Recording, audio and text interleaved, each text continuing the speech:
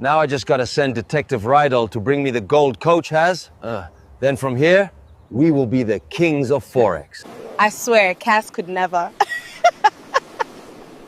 I think I am starting to like you. Damn, so this was just a dream. Damn, I wish it was true. Yeah! Holy Ghost fire! Yes! Yeah, you did! Yeah! I always knew there's something wrong with this rodeo guy. Anyways, on the other side, Jason sent Detective Rydell and his entire team to go take the gold from one of Coach's houses since he's no more. Clear the perimeter. Clear left!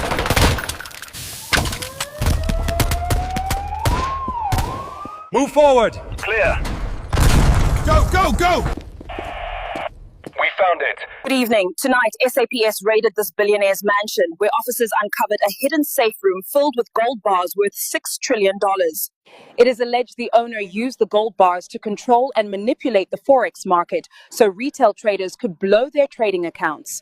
Police also suspect this might be linked to the killing of Abashwe, but investigation is in progress. Thank you. Whoever has the gold controls the Forex market. I have been nominated for Esa Esma Awards as Social Media Personality of the Year. I can't believe it. I'm going to take this one, babe. My fans will vote for me, I know. The day has finally arrived, Abashwe's funeral. May his soul rest in peace.